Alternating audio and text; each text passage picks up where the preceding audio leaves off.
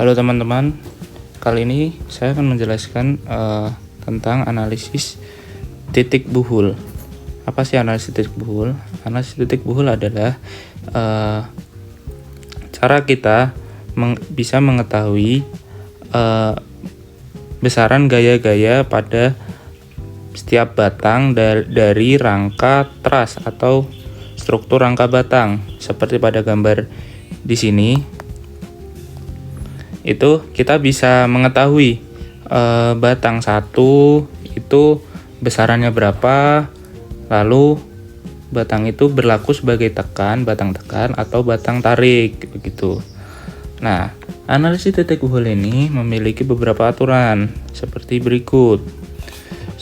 Yang pertama, struktur harus seimbang, dapat dicek dengan rumus sebagai berikut. Itu 2N plus B plus R itu harus seimbang.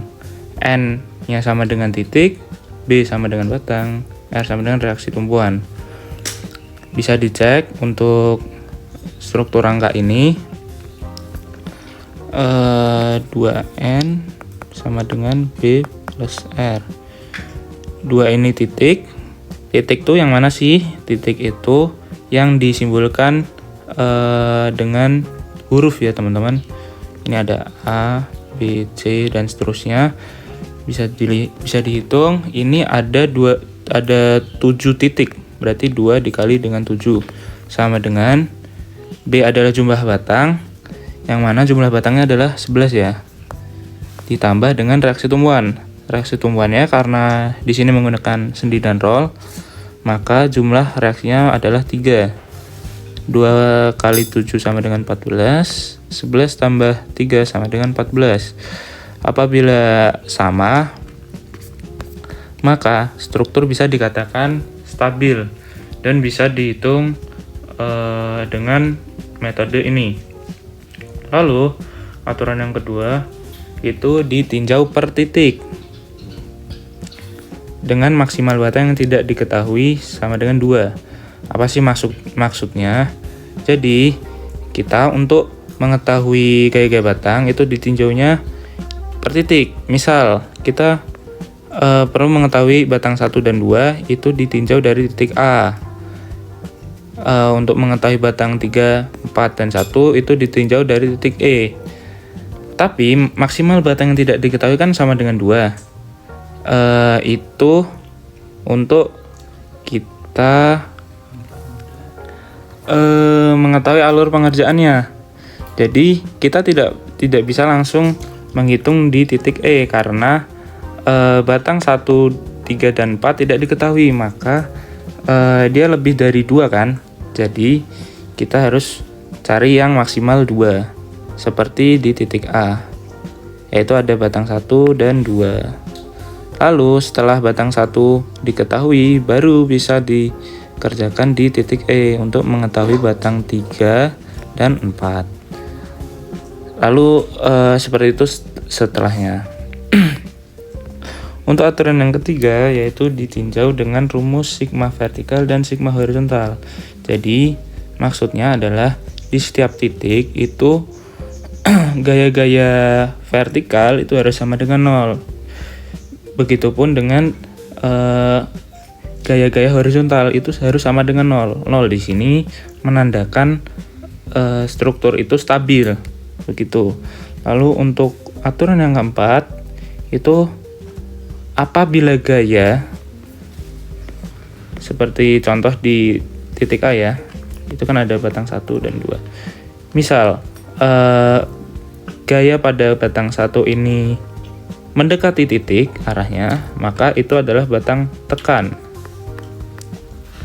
Apabila batang itu gayanya menjauhi titik, itu dikatakan batang tarik. Seperti itu.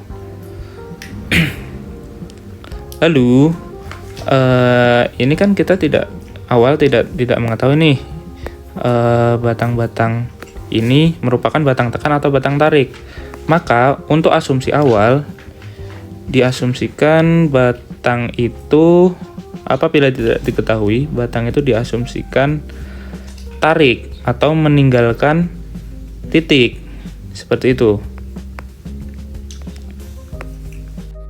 Oke.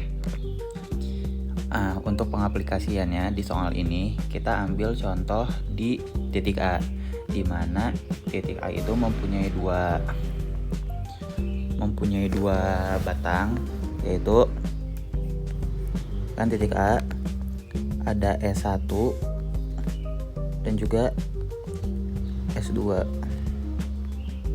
dan mempunyai sudut 60 derajat. Nah, kalau kita bedah satu persatu dari soal ini, kita bisa memulainya. Kalau titik buhul itu kita bisa meninjaunya tuh dari sigma V sama dengan 0 dan sigma H sama dengan 0. Nah, berhubung di sini S1 itu adalah diagonal, di mana diagonal itu merupakan gabungan dari vertikal. Nah, ini kan S1. Ini S1. Diagonal itu gabungan dari vertikal dan juga horizontal. Oleh karena itu, nanti si S1 ini akan masuk ke perhitungan sigma V dan juga sigma H. Nah, sejauh ini aman kan ya? Nah, nanti pas kita menghitung untuk S1 sendiri, berarti nanti perhitungannya tuh untuk mencari sigma V terlebih dahulu, berarti sigma V sama dengan 0.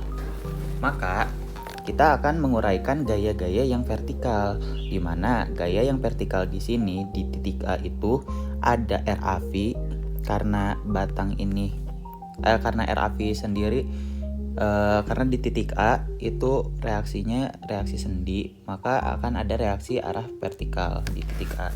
Berarti RAV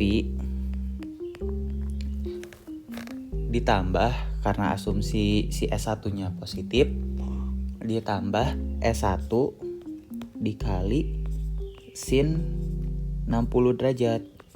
Nah, kenapa pakai sin? Karena untuk arah vertikal yang di sini itu tidak mengapit sudut 60 derajat, makanya di sini pakai sin. Jadi untuk perhitungan di sigma V hanya sampai segini aja, dan itu harus sama dengan 0. Nah, sedangkan untuk di sigma H itu harus sama dengan 0 juga. Makanya nanti rumusnya itu kita ingin mencari S2, karena nanti di perhitungan ini yang saya buletin S1-nya bakal ketemu. Jadi nanti outputnya tuh S1 sama dengan berapa. Nah, berarti nanti di sigma H itu rumusnya tuh S2 yang ingin kita cari ini. S2 yang ingin kita cari ditambah, apabila hasil di sini adalah positif berarti ditambah. Sedangkan kalau hasilnya negatif berarti nanti di sini bisa negatif juga. Tapi kita asumsikan S1-nya tuh hasilnya positif. Apabila S1 hasilnya positif, berarti nanti S2 ditambah S1 dikali berapa? Di sini kan ada sudut 60 derajat kan. Nah, berhubung si sudutnya tuh, si sigma H-nya tuh mengapit sudut, makanya S1 dikali cos 60 sama dengan 0. Nah, nanti hasilnya itu berapa? S1-nya kan tadi udah diketahui, nanti berarti si S1 dikali cos itu kita kerjain terlebih dahulu, dapat variabelnya berapa, terus nanti bakal ketemu S2, nanti bakal ketemu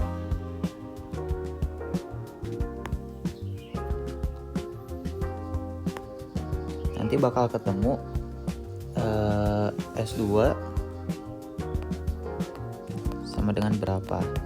Nah, untuk mempermudah pengerjaan kalian, kalian harus mengetahui terlebih dahulu batang mana yang alangkah baiknya dikerjakan terlebih dahulu agar tidak menimbulkan beberapa persamaan gitu. Makanya di sini awalnya saya mengerjakan sigma V terlebih dahulu agar dapat mempermudah pencarian S2 di Sigma H. Apabila kalian ingin Sigma H terlebih dahulu, kalian bisa mengerjakannya terlebih dahulu juga. Tapi kan kita belum mengetahui si S1-nya berapa gitu. Nah, untuk kan si batang 1 kan udah, batang 1 kan udah, batang 2 udah. Nah, nanti kan lanjut ke batang di titik E ada batang 4, batang 3, atau di titik C ada batang 3, 5, dan juga 6. Nah, mana yang menurut kalian itu lebih enak dikerjakan terlebih dahulu, tidak menimbulkan beberapa persamaan gitu? Mungkin untuk selanjutnya gitu sih.